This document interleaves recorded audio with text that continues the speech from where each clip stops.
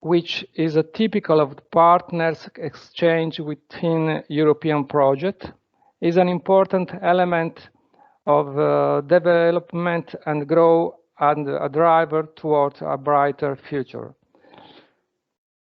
I think we record the meeting. Have you, if there is no problem, we can start with the. Okay. Okay, we can record. Okay, the record is gone. Before introducing the contest where the best practices are placed, I would like to thank my new colleague Stefania Vetta and Claudio Malpede for the care research undertaken for the purpose of the contest analysis. Here, there are other colleagues attending this meeting, Loredana Raimondo and Valentina Scavino, and the colleague of the Labor Inclusion Service, Martina Passarello, and the colleague in charge of the Free Employment Center, involved as a territorial area, Cristina Saletta from Omegna, and Alessandra Lezza from Saluzzo, and as a guest, Luisella Dutto, who is in charge the architectural aspect of Ostana regeneration. And now a brief presentation of the three involved areas. I share with you my video, just a moment. Okay, si vede? Okay, this is the Piedmont region in the northwest of Italy, as you know. The first best practice is located in province of Cuneo. Province of Cuneo is so in the southwest part of Piemonte region and border of France to the west and Liguria to the south. The territory is mainly composed by mountains and partly also by hill and plain. The Alps embrace all the southwest side of the west. They degrade towards Langhe, Roero, and Monferrato landscape, UNESCO World Heritage Site. The highest mountain is Monviso, 3,841 meters. In terms of production, the entrepreneurial system is very dynamic and characterized by a strong vocation of agri-food sector, with several product specialization of excellence, as well as manufacturing sector wide in a diversified and growing service sector. The second best practice included two case studies, respectively in the province of VCO and Asti. The province of VCO is located in the north of Piedmont and is a cross-border area with Switzerland. It's composed by three different areas, Verbano, Cusio, and Ossola. The territory, almost completely hill and mountainous, is composed by a system of 11 valleys. Until the first half of the 20th century, the area of Verbano and Ossola were strongly industrialized in the sector of steel, textile, and chemical industry. Afterward, the urbanization process of the Padania Plan, North Italy to the east coast, started its expansion, and the VCO territory were declared industrial crisis area.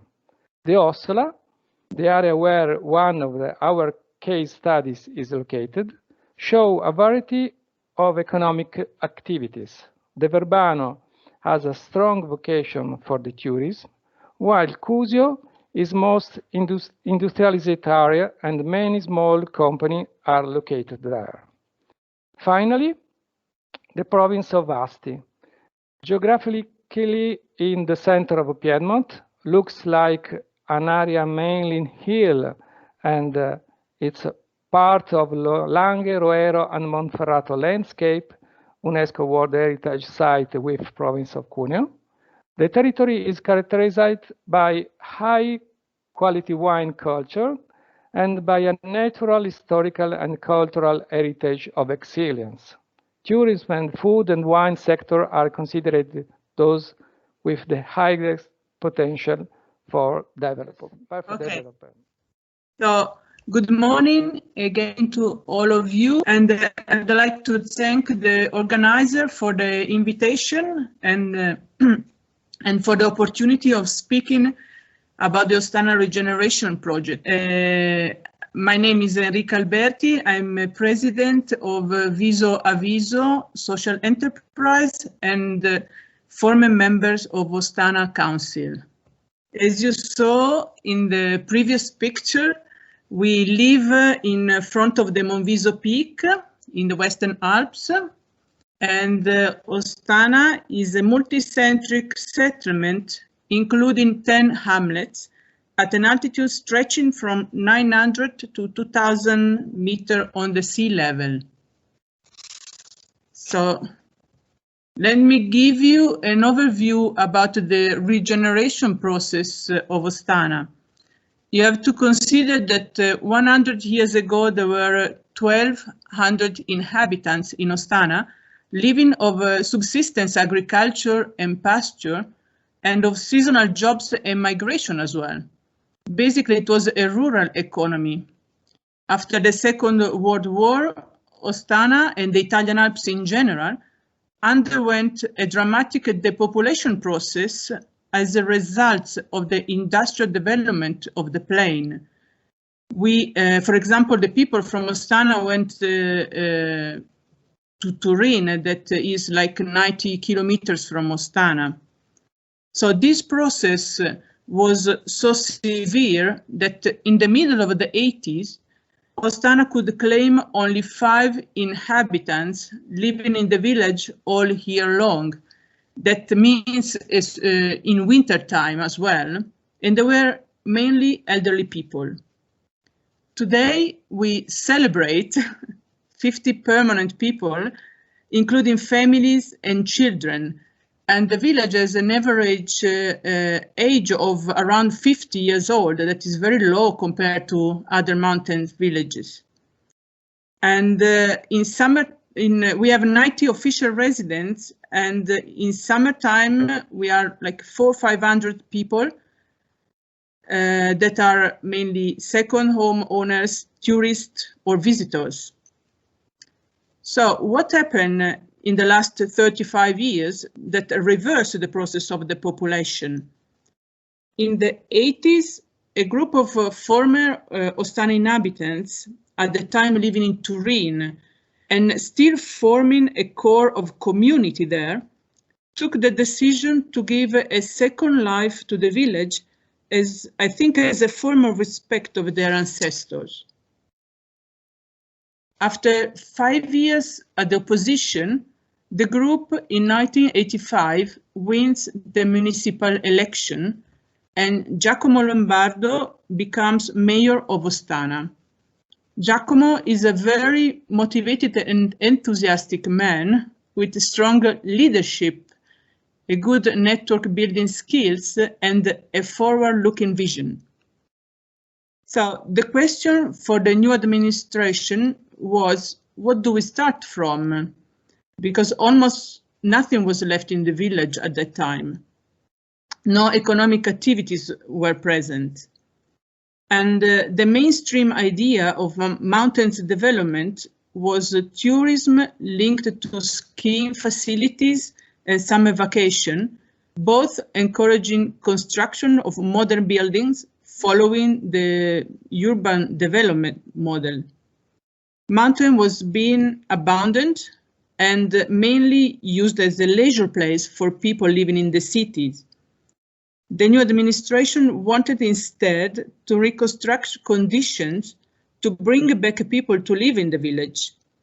And for that, they focused on and developed some peculiar strategies that today we would call innovative strategies that at the time were absolutely unpopular and that they revealed to be successful years later.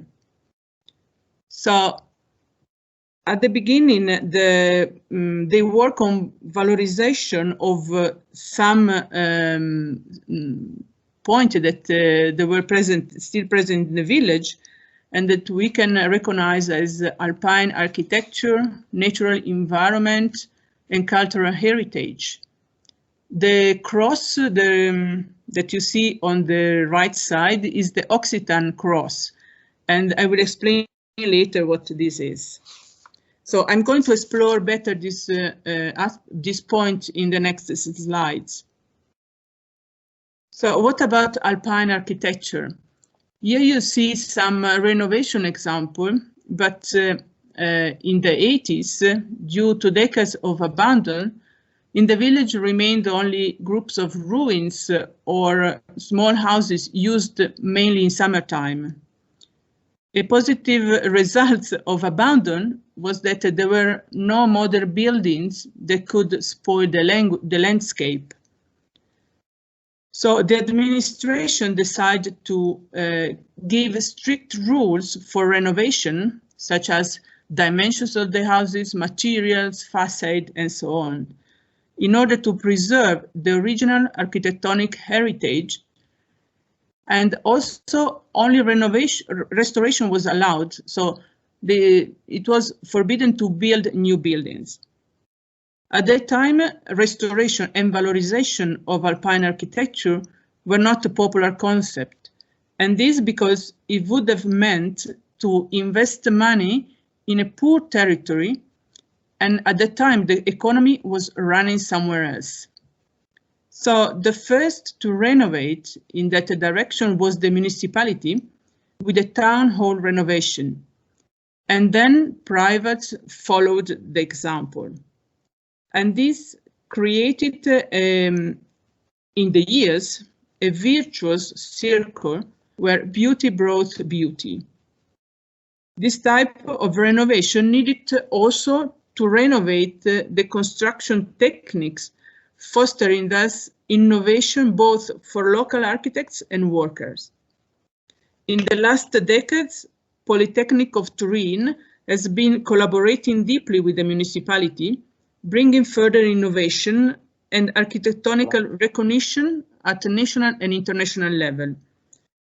Nowadays, the main discussion regards the match of traditional buildings and sustainable issue. So, as I told you, an important point of the village renaissance has been also the valorization. Mi sentite? Sì, vai pure, va benissimo. Ok, perché ho avuto un messaggio. No, it's okay. Okay.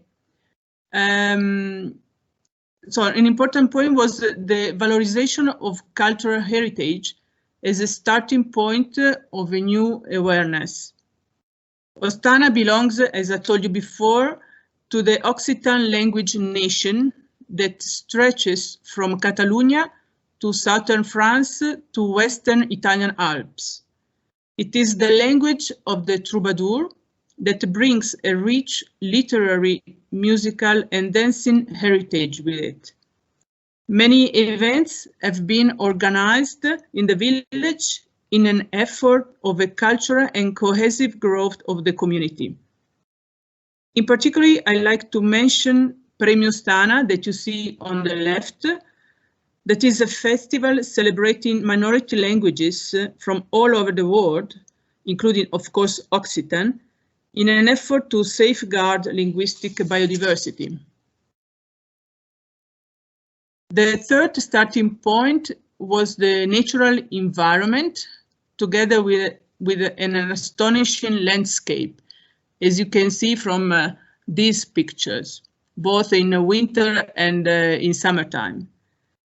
The ancient tracks were retrieved thanks to voluntary engagement of a group of people, and nowadays simple walks, hiking, snowshoes, hiking, ski, mountaineering can be easily practiced in Ostana. At few kilometers, there is the massif of Monviso Peak, as you see, with high mountains trekking tours and skiing facilities. So a complete offer is in sight. So next, with the help of the Torino people, I'm going to show you a short video so you can have a rest, and then also you can maybe understand better the place where we live. So.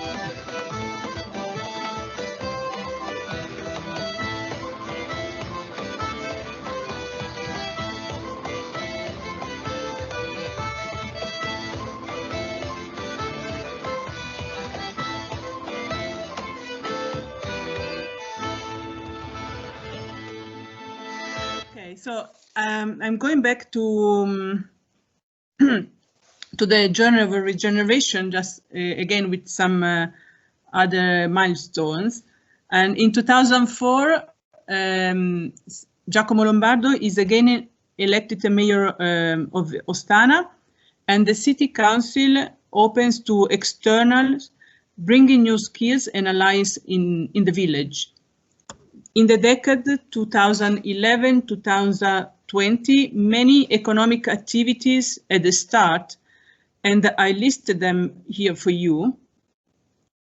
And some educational centers were also created, and I will describe them later on. So it was indeed a very productive decade, this one, especially when compared to neighboring villages where the population rate continued to increase and the economic activities were often closed. In 2019, Silvia Rovere was elected mayor, formalizing a governance transition that assured the future to the village.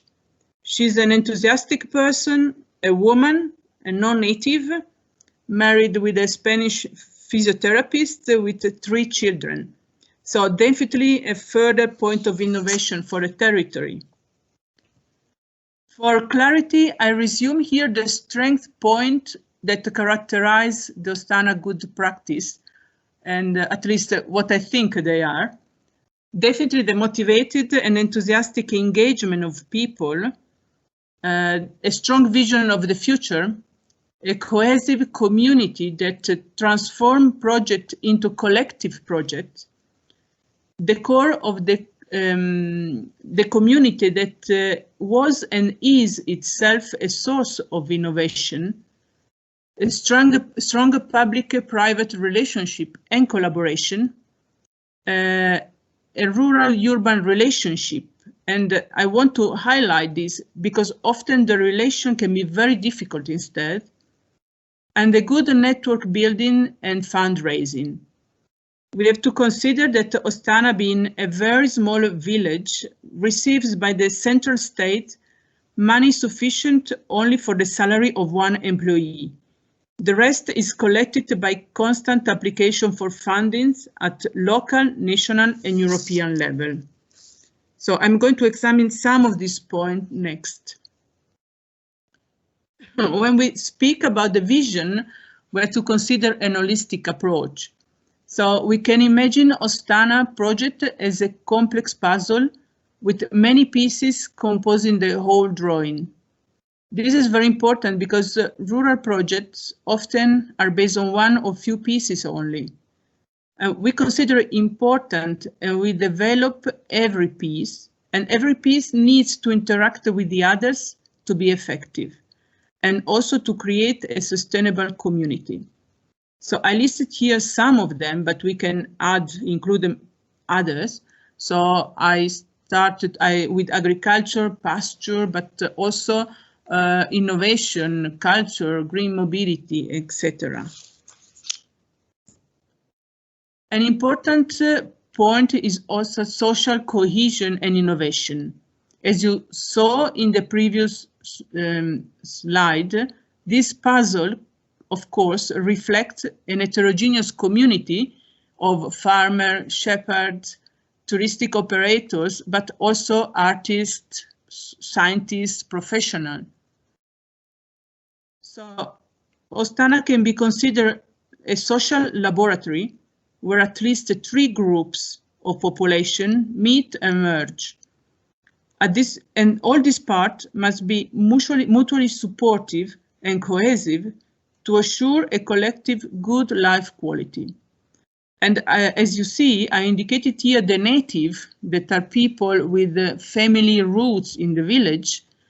They're usually the people living here are usually a bit older, but they have a good traditional knowledge, a good manual skills.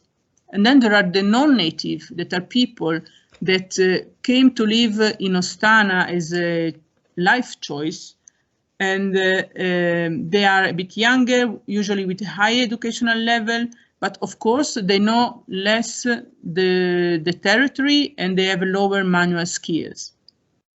And since 2017, we have also a group of refugees that, because the municipality participated to a hosting project to contribute actively to the strong migration crisis that was undergoing in Italy and Europe.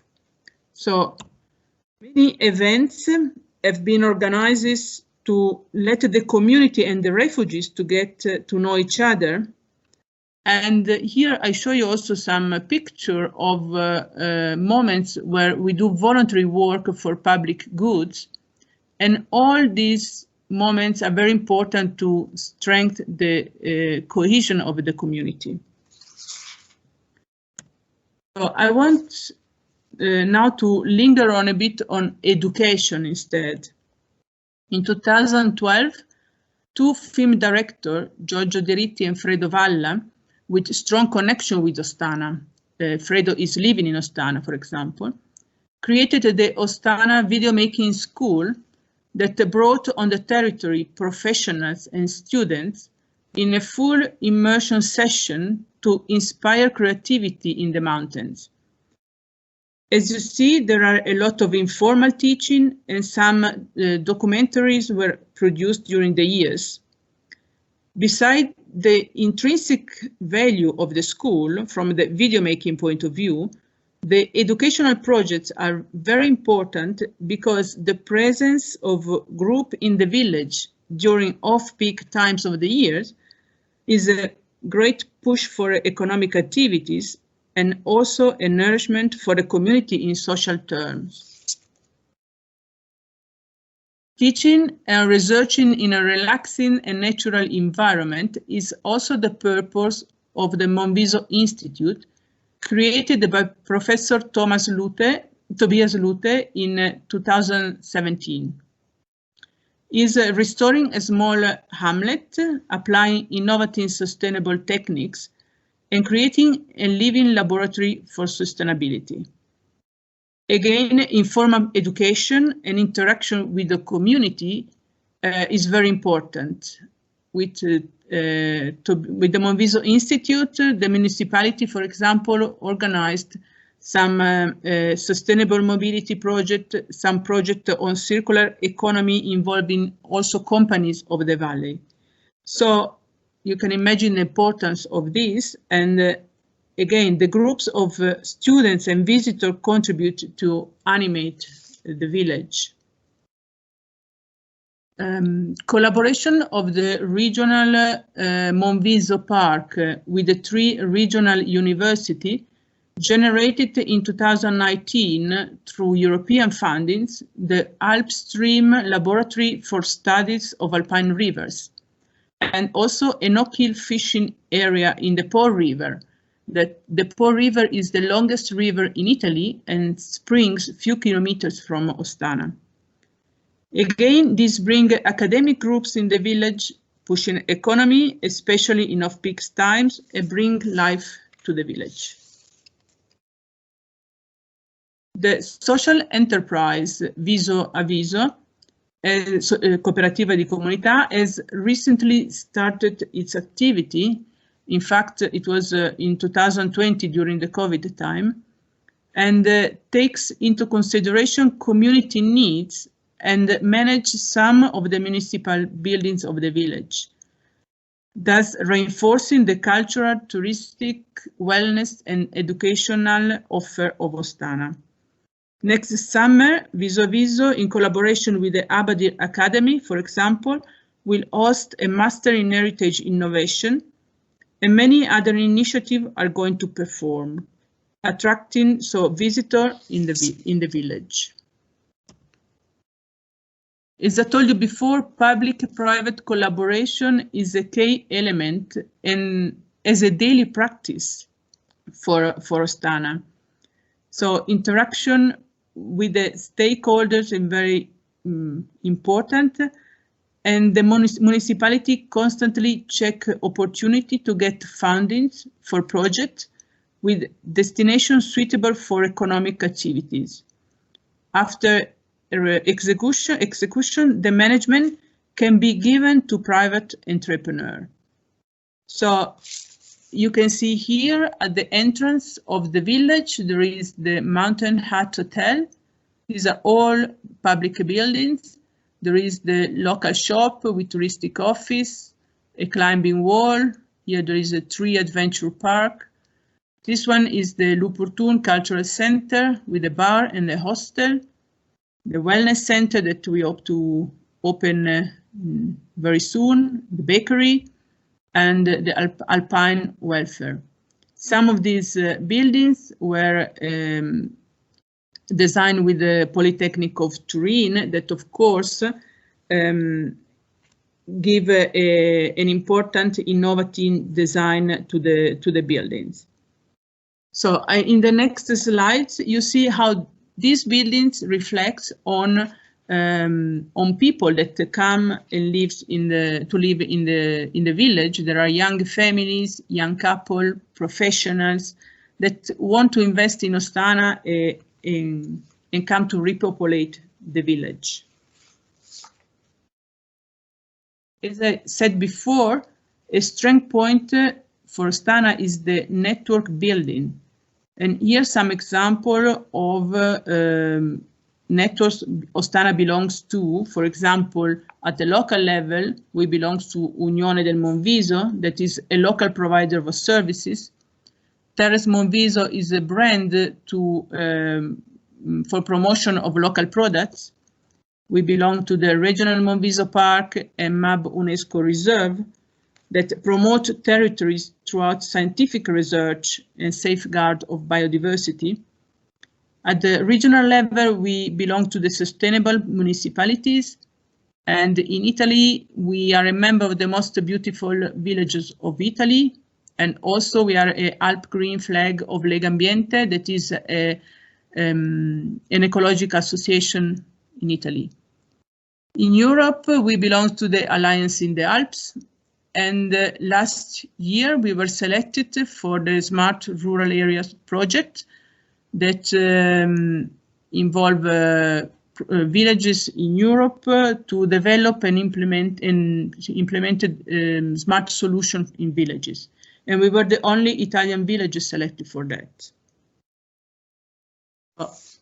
Here I just list some challenges for the future. And of course, the priority for us is always to increase the number of inhabitants, and we have a project for that. We want to spread visitor on off-peak times because we want to of course, increase economic activities during off-peak times. And we also keep an engagement for green policies like sustainable mobility and circular economy.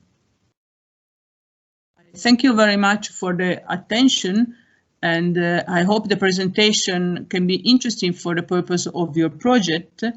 And I'm available for question or comment. I indicate here some web addresses for further information about Ostana, and we are always available for new collaboration and project. So please feel free to contact me at my email address if you have any proposal or even a wish of a simple visit to Ostana. Thank you very much. Thank you, Enrica. Ok, that's fine. È andata molto bene. Am I back? Yes. Oh, okay, it's fine. Now we can open the Q&A part of the meeting, and you can use the hand of Teams to ask for speaking if you have some question to do to Enrica with Ostana experience. Victor? Hello, can you hear me? Can you hear me well? Yes. Yeah, not very well. But not very well, not so good, but we can it's like hear. a echo, yeah. Okay, and I'll try to speak loud, and then I will try to fix my audio. Thank you very much for the presentation. It was very inspiring. I think it's a very successful case because it changed and increased from 5 inhabitants to 50. It's a very good example of a good work.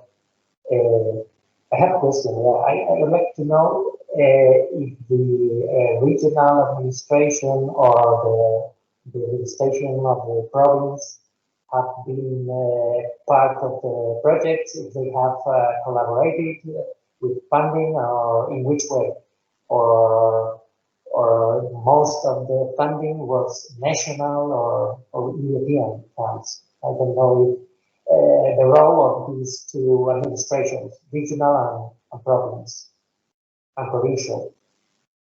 Thank you. Enrica, da quello che ho colto io, il riferimento è alle risorse, perché non si sentiva molto bene, però mi sembra che la questione centrale fosse legata all'utilizzo delle risorse. All'utilizzo o al reperimento? Sì, no, reperimento, scusami, reperimento. Okay, va bene. As I told you in the presentation, we are always in an effort of looking for fundings because we don't have a permanent flow of funding from the central states because we are a small village, and so we have a small amount of fundings coming regularly. So definitely it was the skills of looking for fundings. Both we have some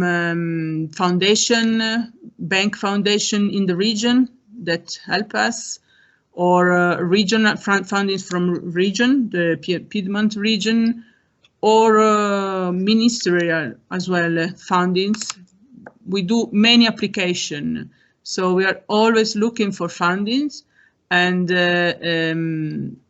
I don't know, we do 10 applications and maybe we win 2, of course, but I think this is a common way of acting. And but the important thing is that during the years, the administration got a good reputation for the work they did and we are doing. So all the fundings that arrive in the village, they are used for the right purpose. And the results are very visible.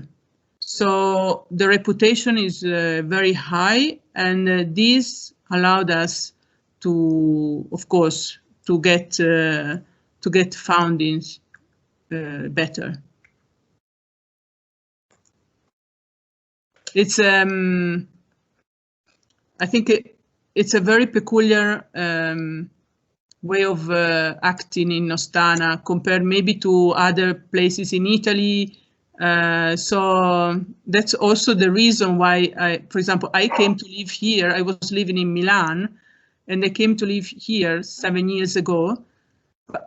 Really because I see that things are, it's a place where you can realize things. And if you have a project, you can have the idea, work on the idea, create, and then realize it. So this is something that is not so easy in many parts of Italy and maybe of Europe, I don't know. So this is the peculiarity of Ostana, I think, from my point of view, of course. Theo, please. Yes. Now you hear me? Yes. Okay. Thank you, Enrica, for your presentation.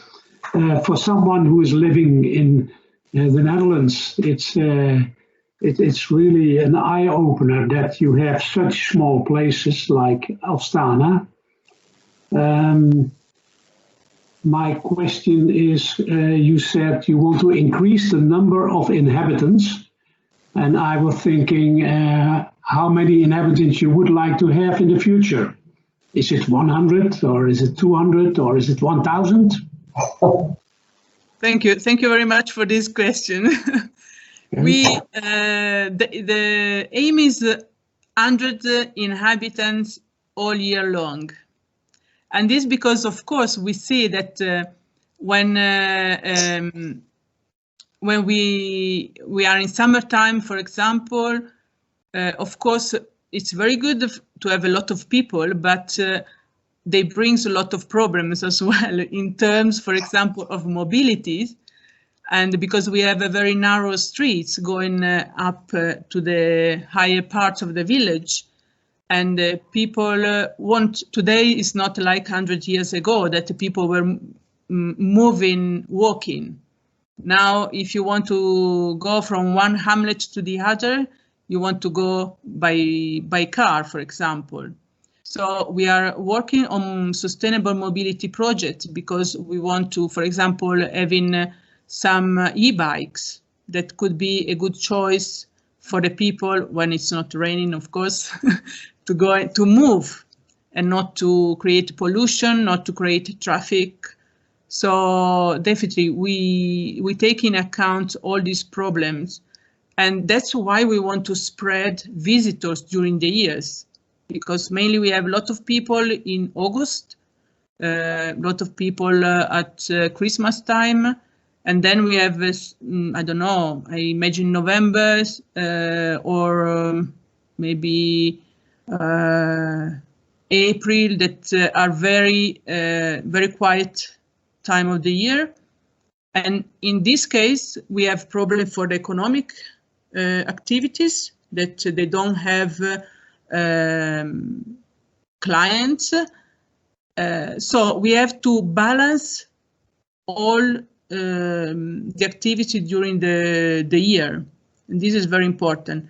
We think 100 people is a sufficient number to have a good community. But then, of course, we want these 100 people to be here in every month and not only in summertime. Okay, thank you. I have another question. Yes. You were talking about we have a mayor. Yes. Well, so little number of inhabitants. You have a mayor. She is not working full time, or? She is. She is.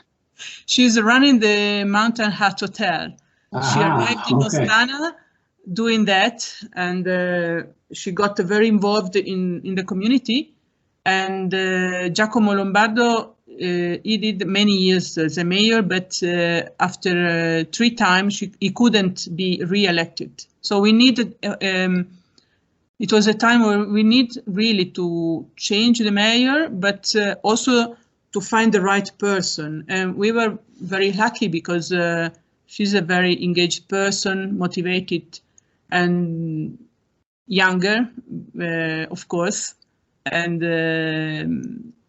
so this was very important. We are, in Italy, there are many very small villages, especially in the mountains, in rural areas. So due to the history, because there were so many people living here, so it was recognized as municipalities, of course. And we remain to be a municipality, and for us it's very important because, of course, we are independent on choice, on policies. Because if we merge with other municipalities, of course we couldn't be so productive, especially because nearby we don't have many people having such a vision for the future. Yes. Huh? I would like to ask, Nuria, okay. Your presentation, it was really interesting, and I would like to ask, because the population is one of the main problems in our region, in Castilla-La Mancha too, and I would like to ask if there is a special tax system or contribution system for the population areas in Italy or in the region. I don't know. No, unfortunately not. Unfortunately not. There is also for the administration we have to comply all the bureaucratic either that, for example, has to comply Turin. So I remember always once they were asking us how many trees we had on the territories. Of course, we don't go. We have forest. We don't go and count the single trees. So there is really a lot of bureaucratic works, and we don't have any benefit for living here. I have to admit, for example, we had a PSRR project of rural development that allowed, for example, help to renovate one hamlet, and there, for example, also private had some contribution, from economic contribution, but this is very rare. So we don't have any facility for that, economical facility. In fact, our mayor, I think last year, we give to the state like 500,000 euro as taxes, and we receive 26,000 back. And this is what we spend for the employee, as I was telling you. So it's really a drainage of money as well. Yeah, and I have we have some contribution for the water, because we have there are hydroelectric centrals, so we can have something back for that. So, but I mean, and then the tax system in Italy is similar for Turin and your villages. Yes, yes. And I would like to know, I mean, the main employment needs in your village, I think is tourism, or which is the main employment source? Yes, it's tourism, but as I told you, we have farmer as well. We have shepherd that are coming only in summertime, but are coming. Mm-hmm. But there are also people that try to live with as professionals. So now that we have a connection, you can in fact work in the mountains as well. During COVID time, a few families didn't go back to Turin, for example, but remain in the mountains because in the lockdown you could work with smart working. And but in fact, in Ostana, if you wanted to go for a walk, you could go out because you didn't meet people, so you were not in danger for the COVID, for example. And of course, for children, this was very, very good. So yes. And are you exploring the telecommuting work as a way to increase population in Ostana in the future?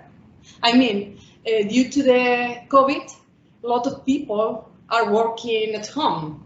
Yes. And we are thinking in our region, we are thinking it could be for a close future a solution to the population areas.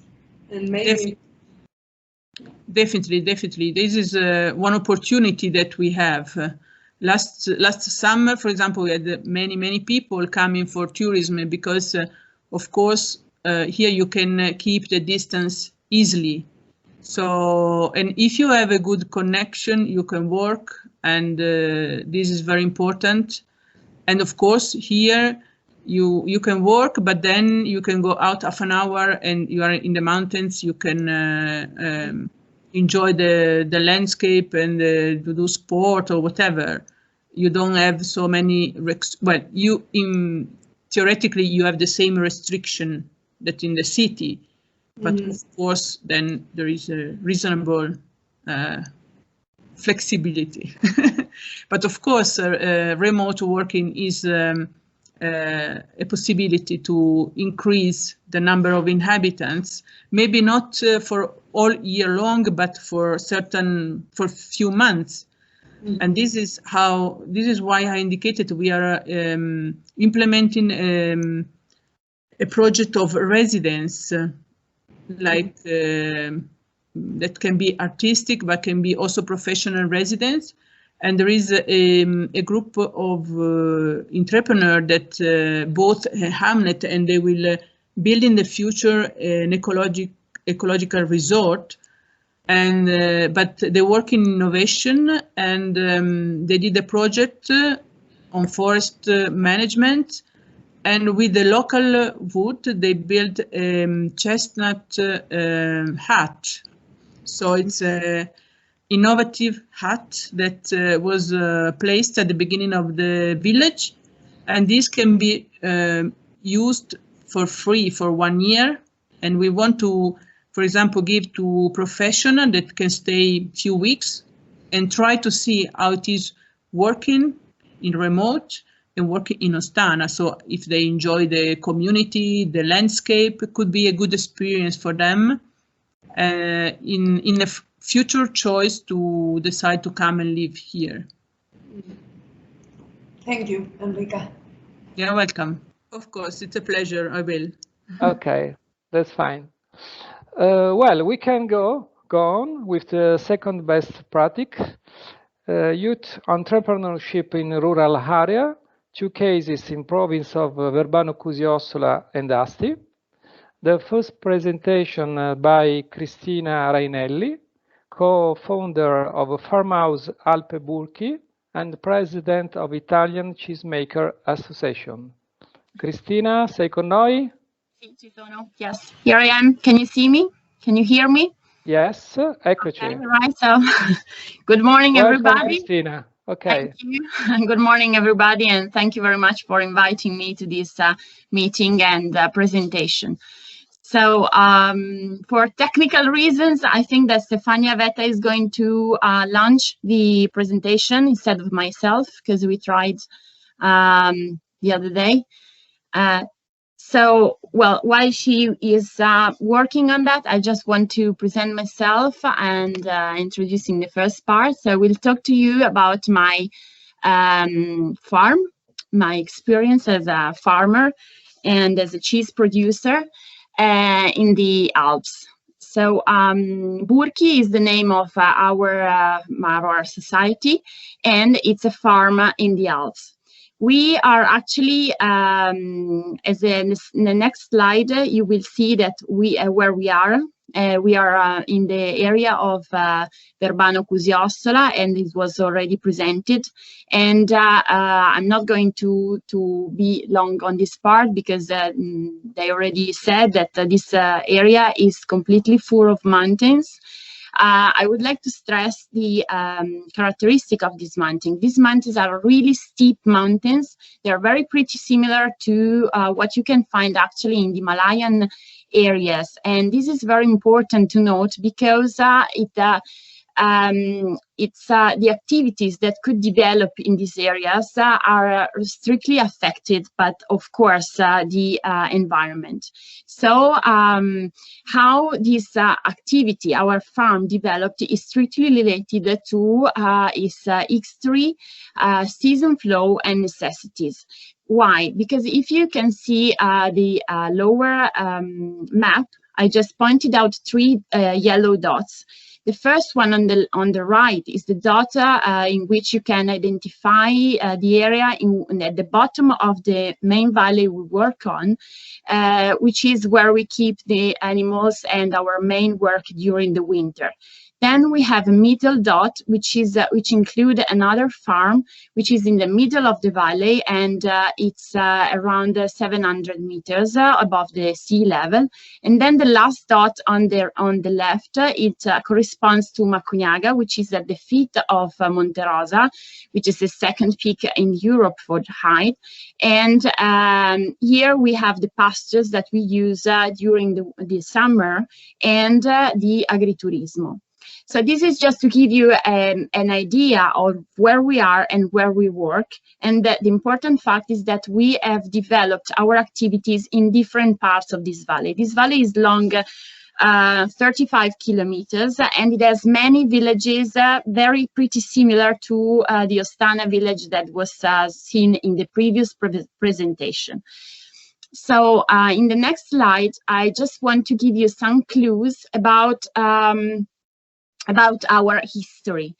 So you can go on with the next slide, please, because it's important to understand how it developed through the years. So just a little bit of history. Here I just put some shows about the past and the present. So starting when this story started, it started in the late 90s. When the grandfather of my husband bought pastures in Macugnaga to bring his cows, and he started to work there. And he also bought the little houses that were present in that area.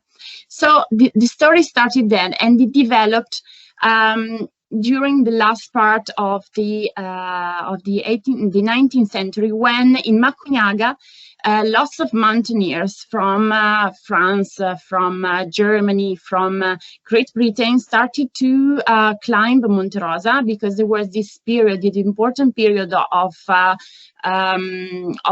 let's say mountaineers and mountaineering that started to be popular in the Alps. And what this affected? It affected, of course, the life and the job of these families, because they were involved directly in putting the mountaineers up and giving them some place where to rest, to eat, and so they could start to sell also the products that were obtained by the cows milked in the pastures. This ended up in the 60s, 1960s, where the father of my mother-in-law made up this agriturismo up in Macugnaga, and they started to cook and to sell their products. In fact, in the last picture on the right, in the bottom, you can see my father-in-law, which is actually making cheese in Macugnaga, in the Alps, in Macugnaga, in our pasture. And then this, in 2013, some things changed, because we started a new, let's say, a new generation of this story of the farm that ended up in the part of the pictures on the bottom on the left, which is the agriturismo and the activity of the farm. So I would like to tell you about the three players that are very important and fundamental in this following story, which is in the next slide. So who are the players that started in 2013 this new story? So it's me on the right, then it's my husband in the middle, and Silvia, my sister-in-law, on the left. Why should I say these three indispensable players? Because we come from the same valley. We are all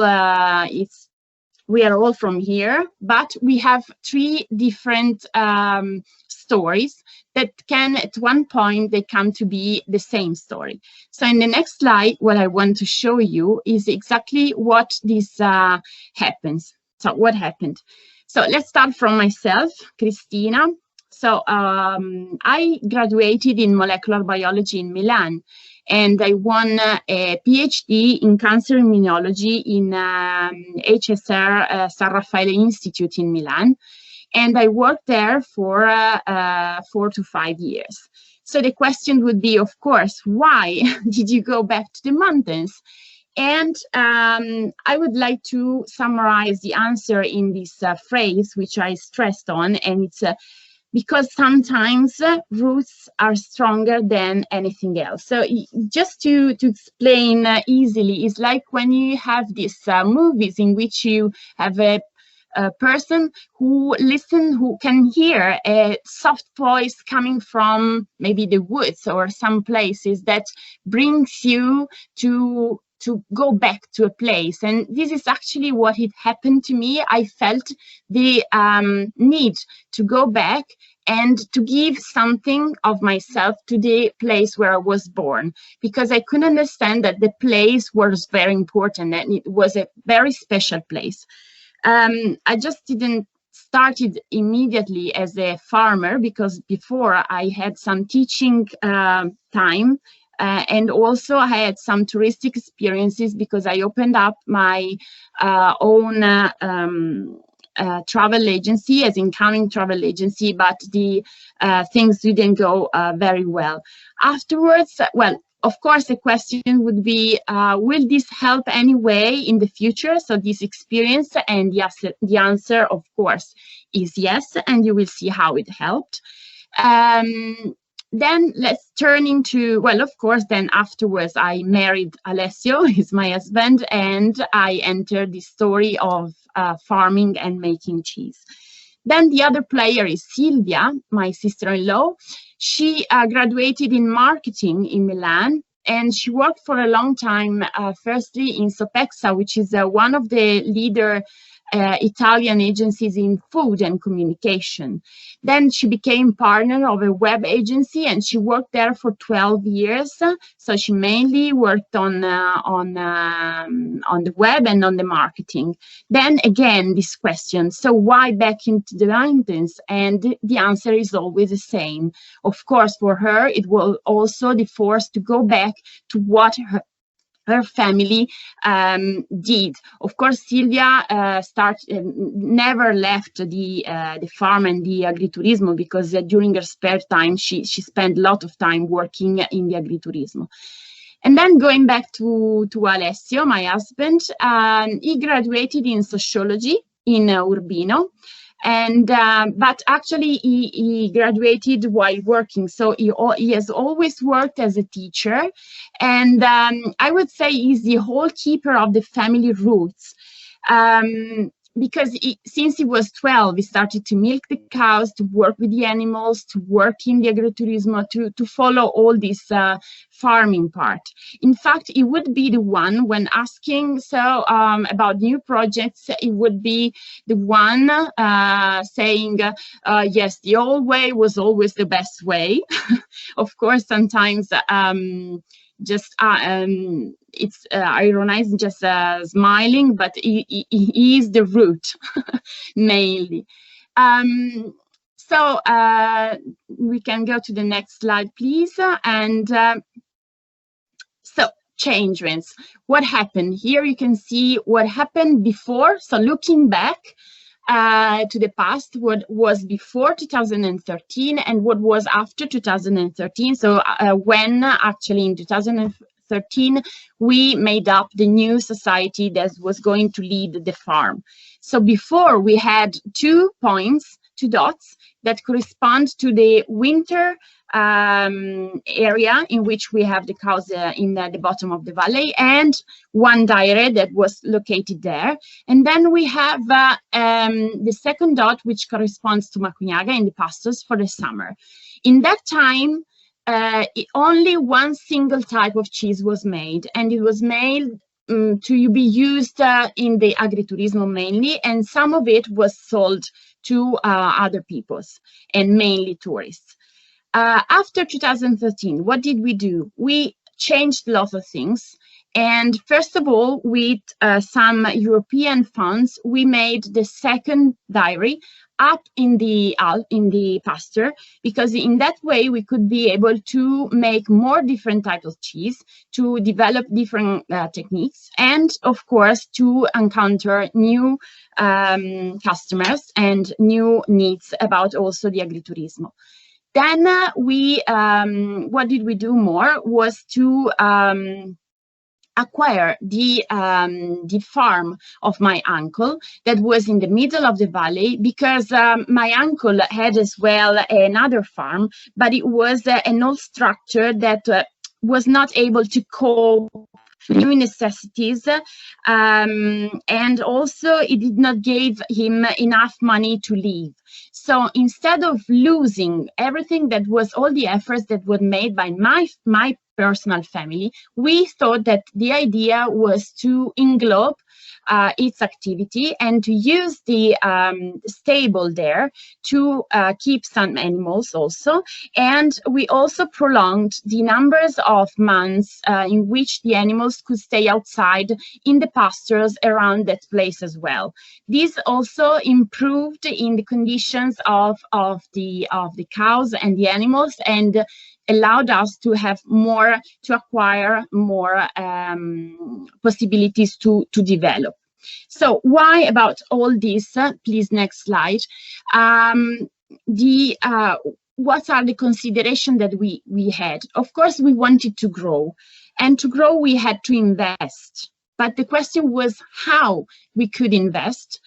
The first thing was we thought about increasing animal numbers, but the evaluation were that we had 3 problems. First of all, the territory. I told you before that the territory is very steep, so we couldn't provide more, let's say, food for the cows, or anyway, or more pastures to where to keep the cows.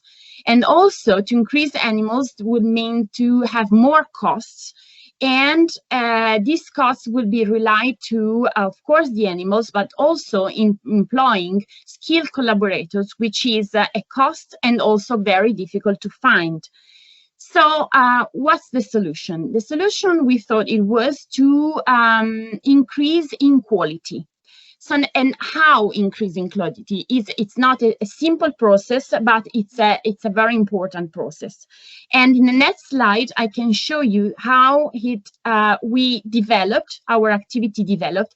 I don't want to go into details in the network that is based in this slide, but I just want you to highlight a few a few things. So we started with one stable, one diary, and the agriturismo. Then we ended up with 2 stables, 2 diaries, and more pastures, more time for the pastures, the agriturismo. This is the first part, and in the upper part of the slide, where you can see, well, we try to reinforce the circular economy of the activity, trying to use, for example, whey, which is a waste of the dairy, but instead of throwing it away, we started to use it to feed pigs. So from pigs and calves, we could have meat, and of course our meat from our animals grown with our proper food. And also this is just an example, but this is not such a complex scheme, but it's just to give you an idea of what can be done using what. Of course, our territory. And why did we lower the cost? So we kept the cost lower because we actually used what we had, and the skilled collaborators were actually, for example, my uncle that was employed in our farm, and he was a skilled collaborator because he had always lived with the cows and animals, and also it was good for himself as well, because otherwise, without being employed in our activity, he would have been an employee of 55 years old that would have had lots of problems and troubles in finding another job in that area. In the lower left part of this slide, you can see a new starting activity of 2019 and 2021, where 2 nearby farms were starting to collaborate with us. The same was more or less the same thing that happened with my uncle. So they have farms in which the costs are coming to be too much because of course, the developing time, which requires, of course, more skills about the actually not the milking of the cows, but the governance of the farm, although it is a very small farm. So this implies for more cost and more efforts of the farmer. So the solution could have been to include, to buy actually their milk and to use that in our diaries and sell in a certain way to introduce this milk in our network. And this would allow them to, we could pay them a bit more from what actually they obtained from the past in their selling their milk.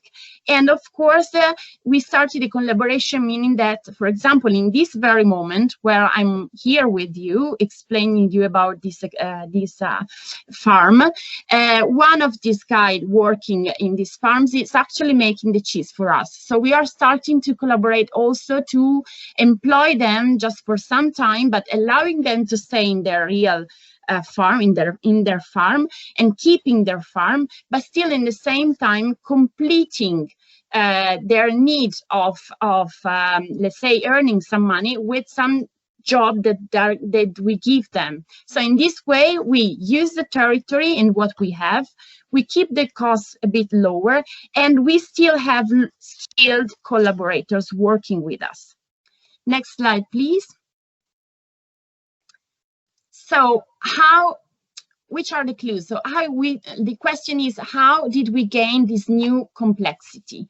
I think that, first of all, we are part of the story because we are from here and we are from this story. And we have the roots that keep us so much bond straightly to our area, and then of course we are so much proud of our land, so we want to transmit all these efforts, these knowledges, this importance to people around. And what this allows us, it allows for, of course, to speak the local language, and this means it doesn't mean that we have another language from the Italian, just means that people that live here feel more confident in talking to you, even though you have maybe a farm which is a bit bigger, or not just a bit bigger, but you gain some goals, and but they feel confident because you can understand where you are from and which are the roots and the stories. And of course, in our hand, we have all the secrets of tradition and of experiences that our father, mother, grandfathers, uncles have passed to us. And but this, of course, is a very important thing, which is the tradition and experiences are not exactly enough to go on and to go further, because still you need something more, something a bit more to go on and to go further.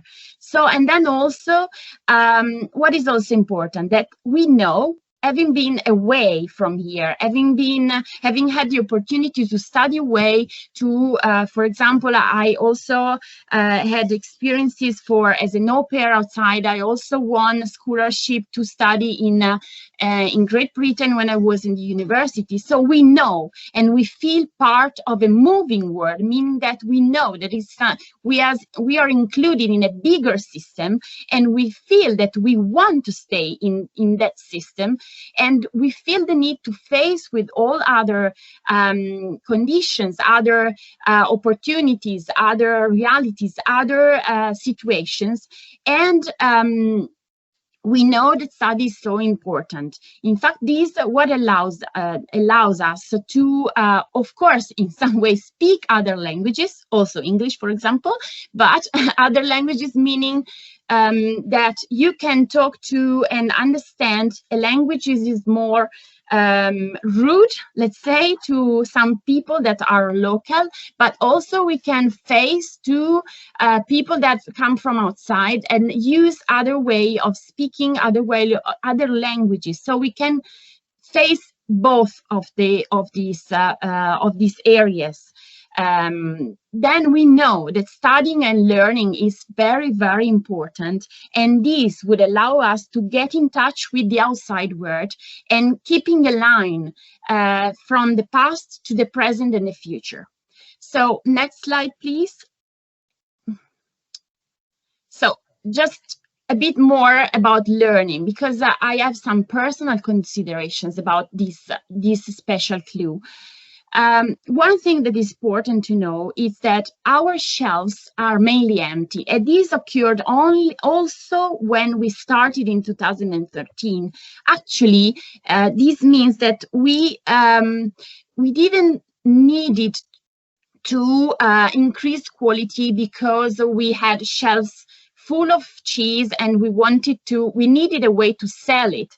We did sold and everything also 7 years ago, but still we know, and also as I wrote here, we sold it already at medium to higher prices compared to the locals. But I feel that I've learned everything that I could absorb from their tradition, through their roots, and now it's time for innovation and technology. So I feel the need to go further, and going further means a higher quality, because what I would like to gain is that I would like that a customer who comes to buy my cheese, for example, can feel that the cheese that puts in his mouth is something unique, that represents an idea of past, present, and future, the efforts, this timeline that's always on.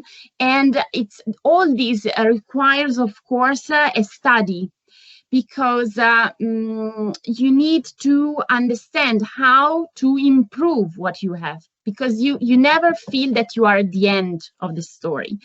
And so why do I want to do this? Maybe for some personal ambitions, of course, but also this is included in a farm strategy. We think that to go further, we have to go to always to improve, to learn, and to gain innovation, through innovation and technology, a higher quality. That this, of course, would allow the farm and the society to grow on. So how could we do this? Of course, through studying. And actually, I use my experience in the laboratories to use the same way to collect data and to follow courses, and now to, of course, translate this to my, let's say, I had a lab with some different things, and I had animals because I worked on mice, and now I have a lab, which is my diary. There are my diaries, and I have milk, and I have the cows as the new animals. So I'm trying to do the same job with data and to improve and to do courses. And of course, lastly, what I did, it was to take part in this national association, in which we are a group of farmers or small, very small farmers that all believe in this, let's say, strategy to improve and to reach high quality. And yes, last December, I became the president of this Italian cheese makers association, and we are part of a FACE network, which is the Farmhouse and Artisan Cheese and Dairy Producer European Network. In fact, all of you that you are from abroad, Spain, Netherlands, Slovenia, we all have representative groups in this European network that belong to your countries, and they have their own groups of cheesemakers in their countries.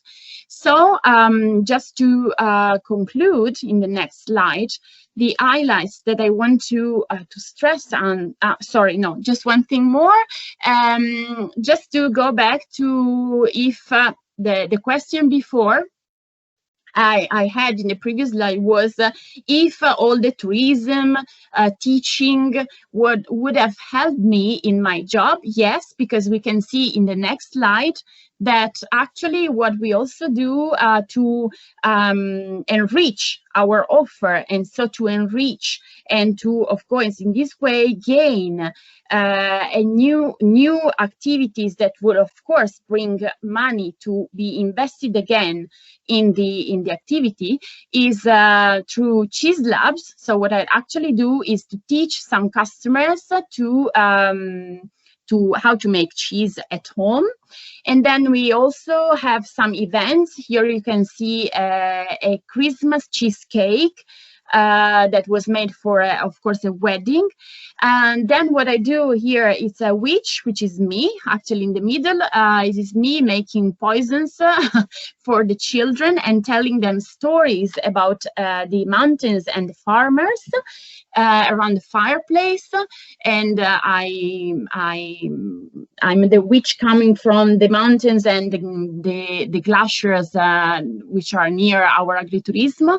And then also we organize cultural events which are strictly related to the rural world. So, for example, we in the past summer we organized book presentations, of course, that are related to the mountains or are written by authors that come from our area. And we make concerts, we organize concerts in which we tell the story of the farm from 1871 to the contemporary. So we tell a bit of story, and then we stop it and we use some music from the same period. And so we mix story and culture in this way.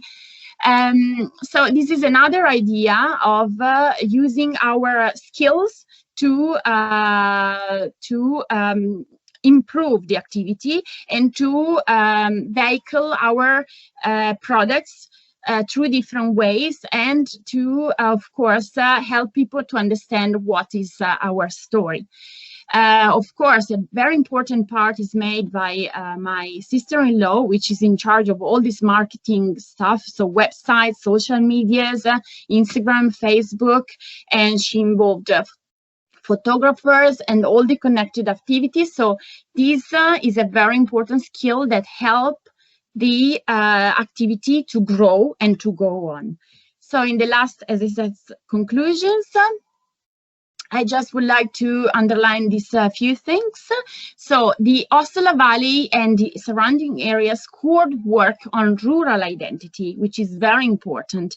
And this, of course, would bring solutions from what we have and can be found easily. Sometimes I see a very nice projects which are too much for what actually we have. So we need to be aware of the roots and of the knowledge, but still we have to use what we have firstly, and then invest in multiple studies as the way to have work exchange and grow.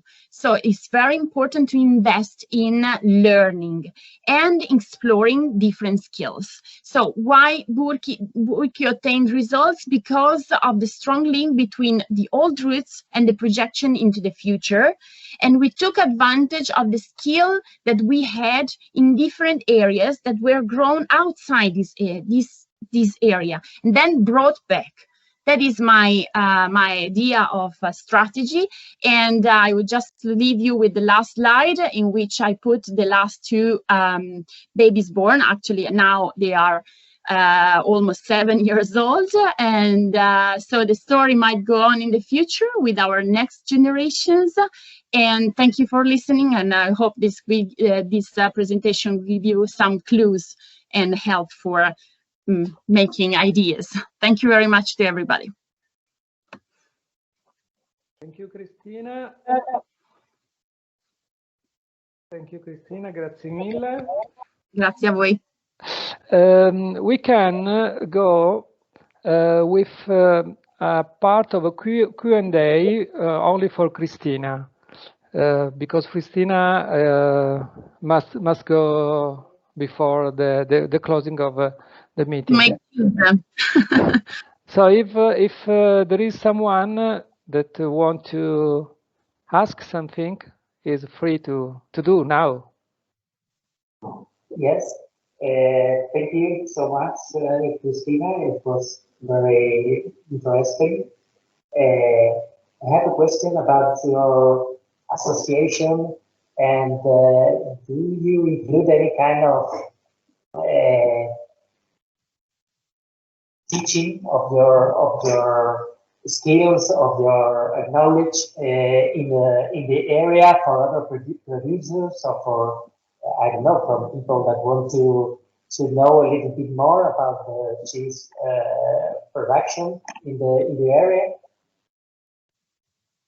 Okay, if I understood well, because I can't hear very well, if the question is if we have programs to transmit this idea of learning and teaching to other. Okay, yes, we do. Actually, we are starting to program. Actually, well, let's go back to COVID, because COVID taught us to use the internet and this all these meeting ways to talk, and this was the good part. Let's take the good from this bad situation, and so all these farmers could follow the new programs of let's say of meetings and webinars that we do for us, so that we already know how to make cheese and about these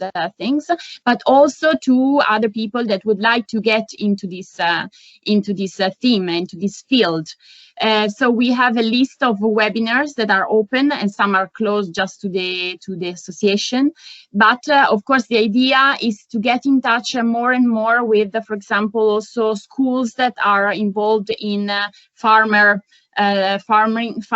or other activities of the rural areas, because what we feel is that there is no the schools do not invest so much on a rural identity in this field, and in some ways, as I told before to other people, if a guy or a girl don't want to study, they say, okay, just go to that school so you can go and do farming. So there is always this idea that farming doesn't need any skill, just maybe milking and just maybe using the tractor. While nowadays it is important to have different skills and get in touch with the world, which is completely different, and it's come to be quite difficult to have. It's like having a society of any other type. So yes, the idea is to teach more, to get to teach something more, which is not easy. Theo, you can go now. Okay. Yes. I mostly use 3 words. It's called passion, vision, and action. And what in your presentation, all of this was there. So compliments for that. I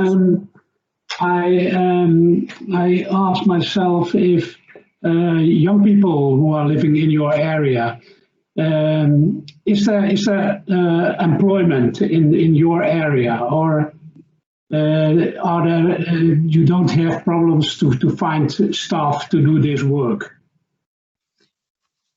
No, we have.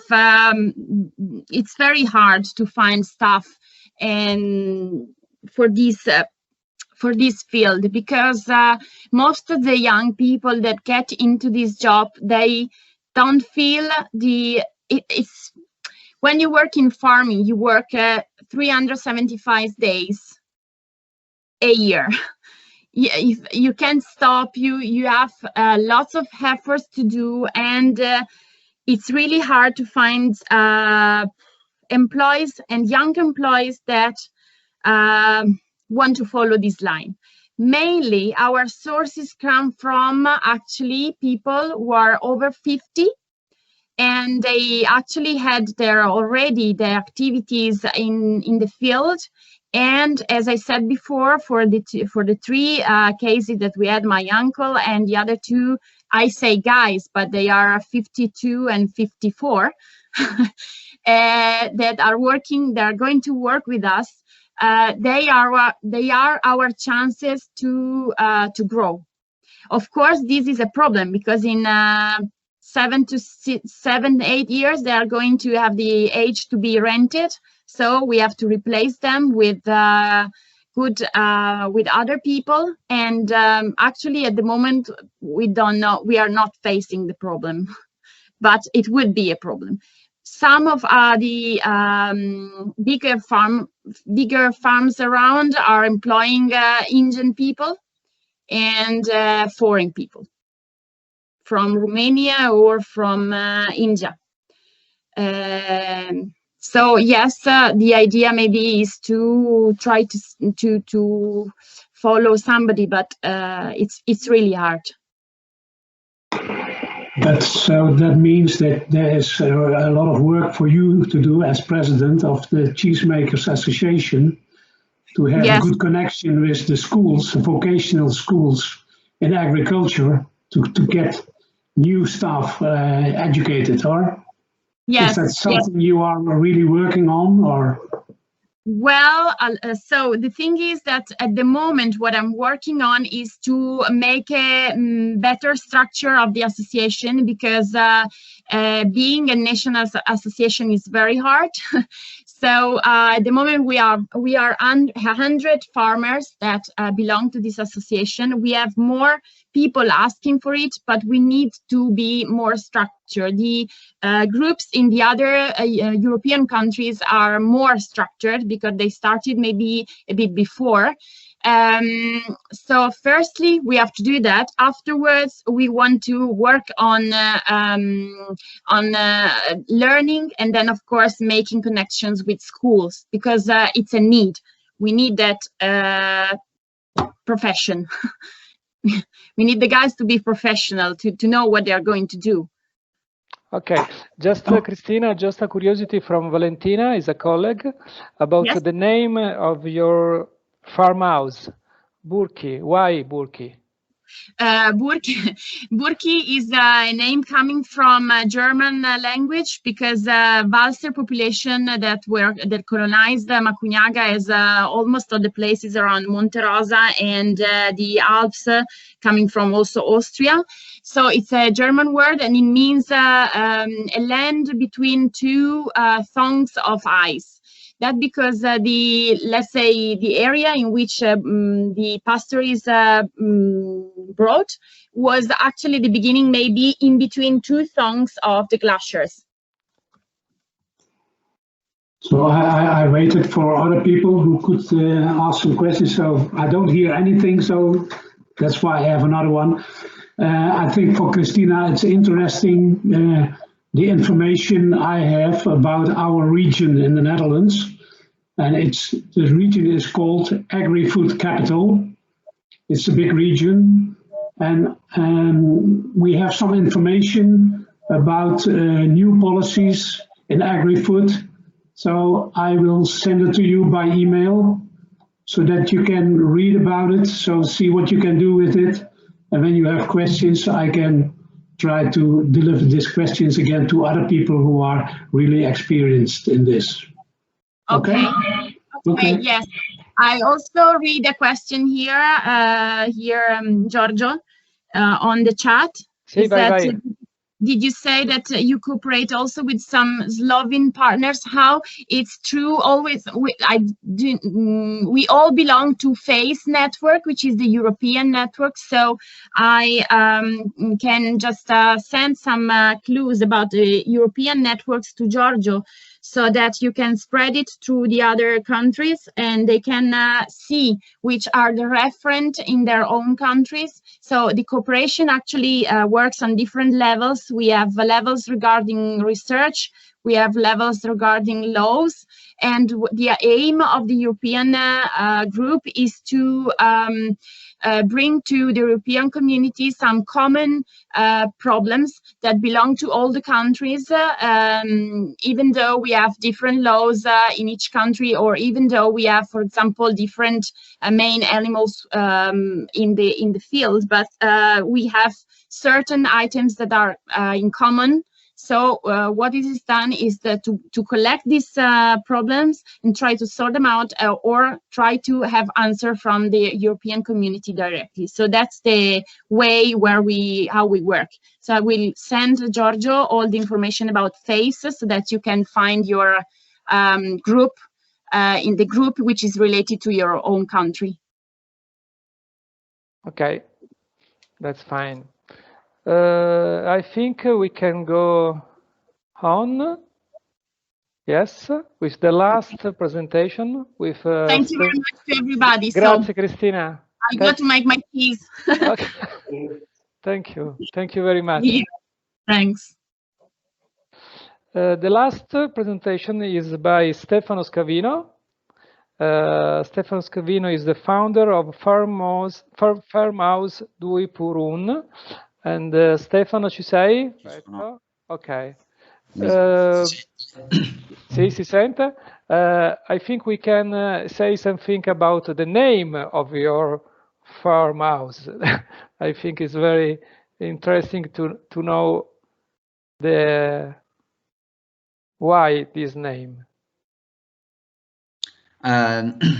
Okay, I can start with my presentation, and I will tell during the presentation if it's okay. Hello, everybody. My name is Stefano Scavino. I am an architect who became a farmer since 2015. My farm is located in the village of Costigliole d'Asti, that is in the southern hilly part of Piemonte, our region. And my farm is called Dui Puvrun. Dui Puvrun means in our local dialect, chew pepper. I choose this name because in our area the pepper production was really big and extensive in the past, and nowadays is almost disappeared. So when I started my farm, my first intention was to restart this production of our local variety of pepper, and I decided to use this name that is a really popular way of saying in our dialect. So it's really, for us, it's really easy to recognize in our region. Then I started to develop a market gardening micro farm in this hilly area, where I cultivate several kind of vegetable in open field and some kind of fruit trees. I would like to start this talk with the idea of relations, because I think that a farm is a way to build relations between humans and nature. I think that there's nothing more anthropic than agriculture. I mean, agriculture is a deep modification of natural balance. And so I think that our aim as farmers should always be not to break this balance. Our aim should be to produce food with a deep knowledge and being conscious of ecological issues. So with this idea on my mind, 5-6 years ago, I started my first generation farm. Without land, without tools, without agronomic knowledge and skills.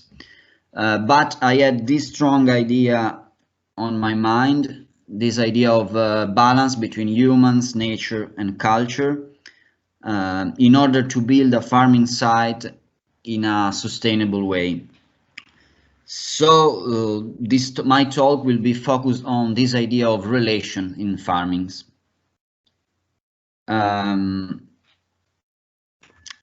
first kind of relation I want to talk about is between producers and consumers. Since I started my farm, the problem of how to sell my production arrived immediately. You have to know that I'm an architect, and during my first year of farming in 2015, I was working at Architecture University in Torino, at Polytechnic University as a teacher assistant, and so I started in the same time to farm, and I started to sell my vegetable in the car park of the university to my colleague. But as you can imagine, this was not the best commercial strategy. Next year, in 2016, I decided to quit my job and to dedicate myself only to farming. So I started to study and look around for alternative way of selling vegetable in a more sustainable way.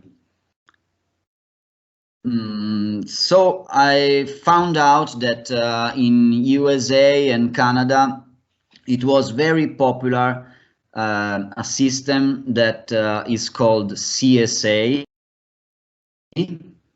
CSA means community supported agriculture, as you can see here. In the time 2016, almost nobody was doing this system in Italy, and so I started to try to develop this system in my farm. The idea is that people who usually are supposed to be only consumer, they become something more, so they become co-producer. So the relation between them and their farmers become more near. The system works in this way. In the first months of the year, I ask people to support my production, like if it was a subscription to Netflix or to a newspaper or something like this. And with this subscription, I guarantee to them a mixed vegetable box per week for all my production period, that is more or less 9 months per year. So every week they can come, take their box directly in the garden or they can receive the box at home with a delivery system.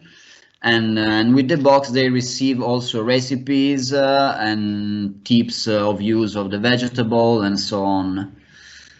And so the customer pay in advance part of this, and in this way I can use this money to organize production, and most of all I know in advance how much vegetable I have to produce and how much I have to seed during the year. This is really important because means that there is no problem of waste, because the production is just sold to people that I know in advance. So the quantity is decided in advance. With this kind of relation, the people become co-producer. They are no more only consumer. They participate and they take responsibility about their food. That I think this is the best way to assess the quality of food, and also to assess the quality of the environment in which this food is produced, and make a strong and near relation with farmers. In some way I became their own personal farmer, like we have our own personal doctor, something like this. For example, in this picture you can see a moment during the year where all my customers come and we have like a farm to table party, I can say, in the garden. And so it's a really important moment to create this kind of community and make it stronger.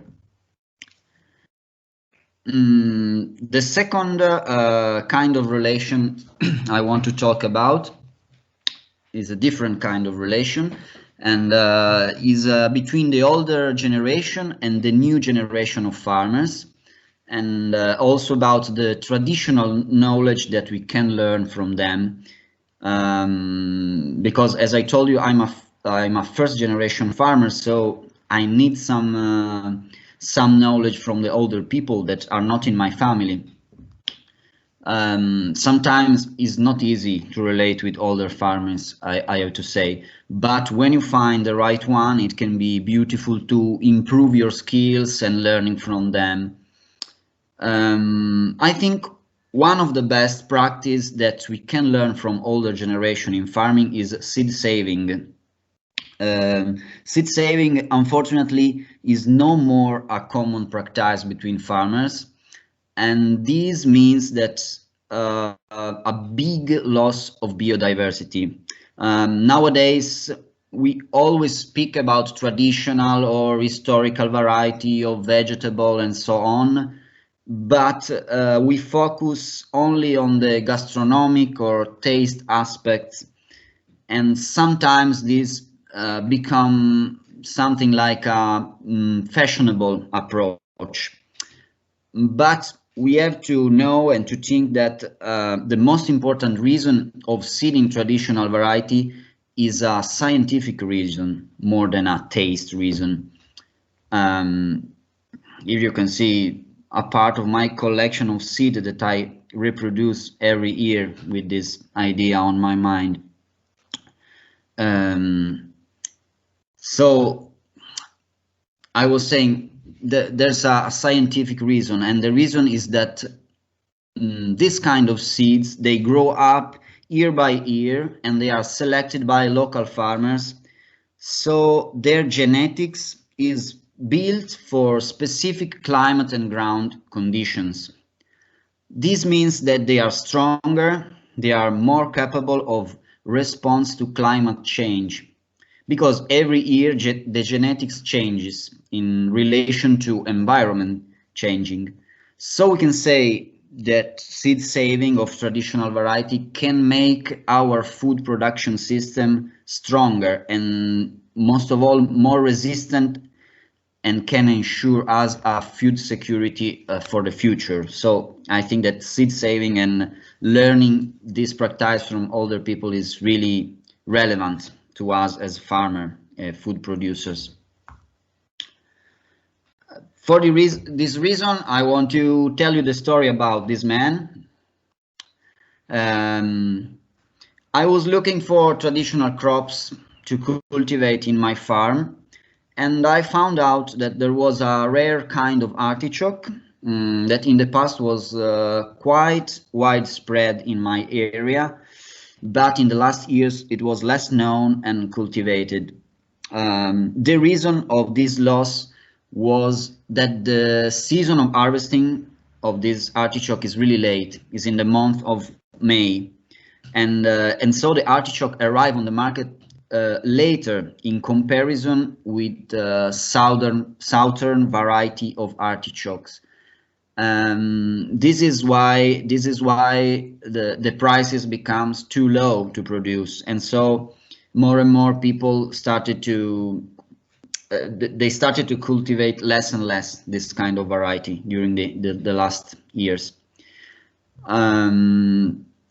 But this artichoke have wonderful taste, no spikes, is really good to eat raw, and most of all is really resistant to disease.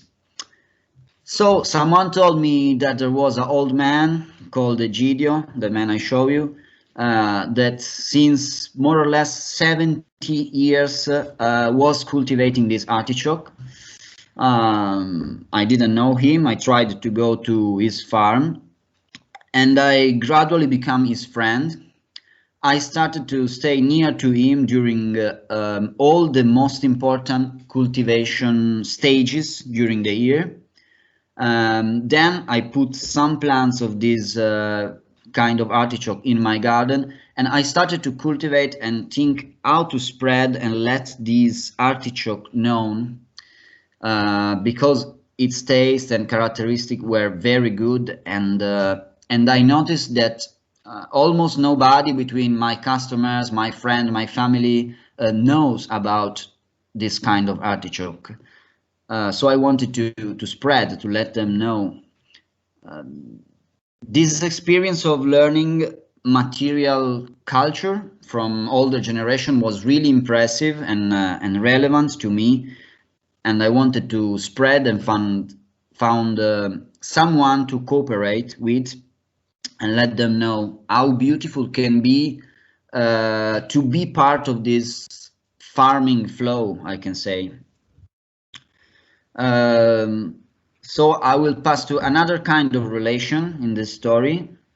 I decided to start to develop partnership with institutional organization in order to help me to know more about and spread this cultivation of artichoke. In other words, I wanted to join the aspect of material culture with immaterial culture. I wanted to build a new relation and using 3 different approaches that I will tell you now. The first one was the scientific approach. So I participated to an European Union call to promote local varieties of vegetables, and the aim was to make better condition in cultivation of these varieties. This project was held by Agronomic University of Torino, by an horticultural research center that is in Cuneo, and my farm as an experimental field. As you can see in this picture, this is the experimental field of artichoke with the agronomist that they are working. So we received funds for this, for a 3-year project, and we started a field selection of the best artichoke plants in terms of production, taste, disease resistant, and so on, with the coordination of scientists and agronomists. After 3 years, at the end of the project, the characteristic of the local variety were written on an official document for the Piemonte region, where everybody can find a complete description of the cultivation, of the characteristic of the variety, and where to find the selected plants in order to spread this cultivation, starting from my experimental field. So it was a really relevant project to me because of this scientific view. The second approach that I wanted to make stronger in my farm was the gastronomic approach. So I started to cooperate with one of the most worldwide known gastronomic association, that is Slow Food, that was founded not far from my hometown in our region, in Piemonte, from the genius of Carlo Petrini. I started to let them know this variety of artichoke, and most of all the story of the relation between me and the old farmer and in this farm. And they didn't know this kind of variety before because it was almost disappeared from our rural area. And I started to ask them to help me to cooperate with other farmers and to make a group for artichokes production and promotion, also in a gastronomic view. First of all, I started a research, so looking around in my rural area to find artichoke fields and understand if the variety was the same, and then try to speak with the owner of the fields. At the same time, I tried to convince other young farmers to start this cultivation, and I gave to them some plans to start.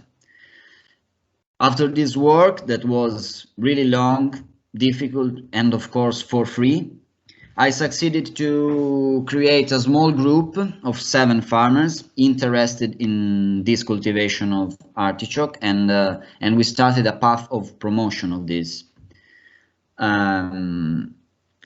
So we wrote a document with specification for the cultivation of the artichoke, following the rules of the organic farming.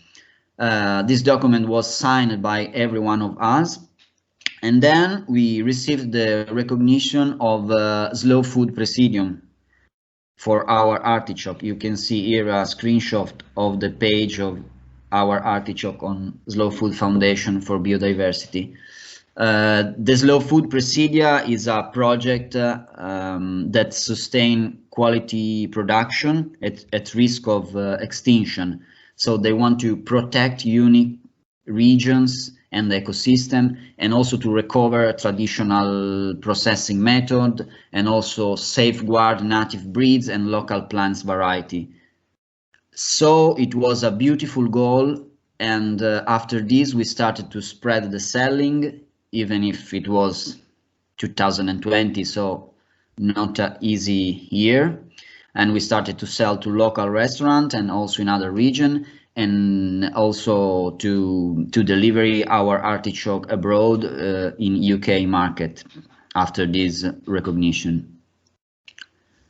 Then the third and last approach that I want to speak about is the network approach.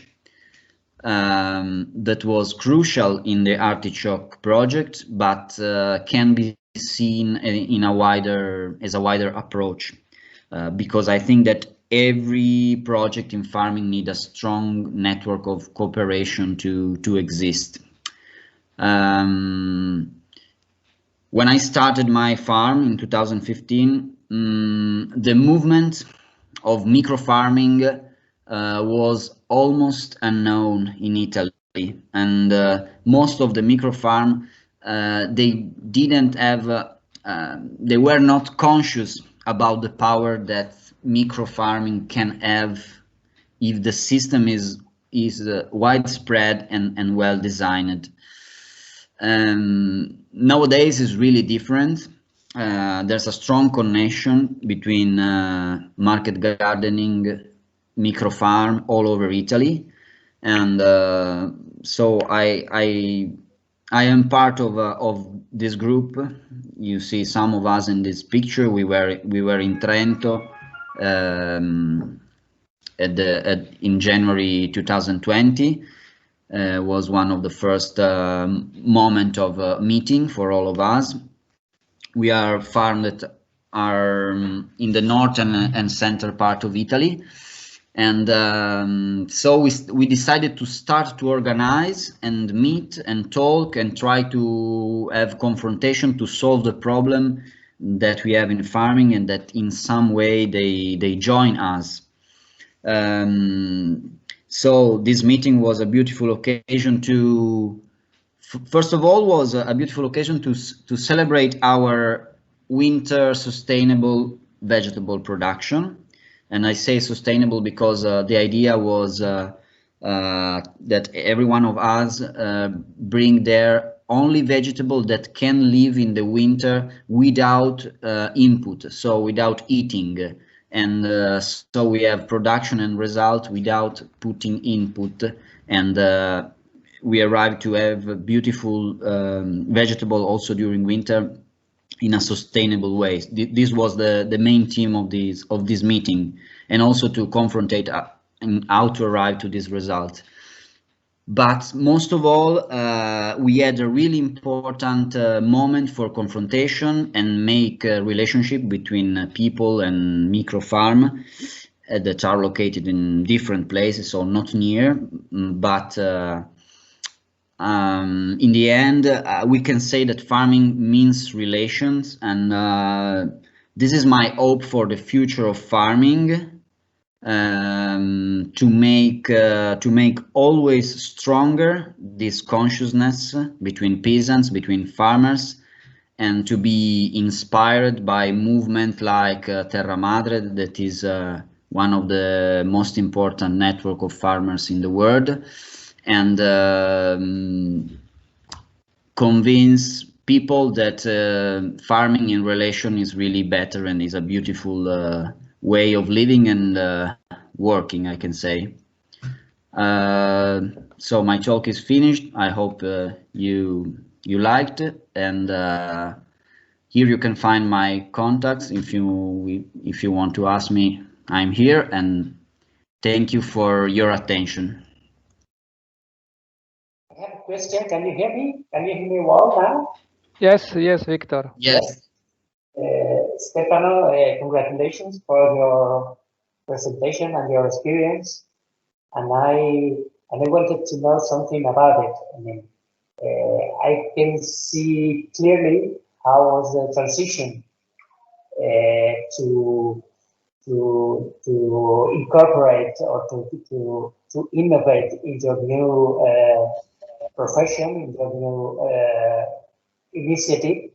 But I don't know very well how was the transition at the beginning when you came from an urban area to live in a small area, and you had to learn everything about the, I don't know, traditional lands, traditional farming. There must be a lot of things that I suppose all of them were new for you. How was that transition at the beginning? So to be honest, the transition was not easy. First of all, because of money problem, because as you can imagine, agriculture needs a lot of tools, a lot of investments in a lot of different things.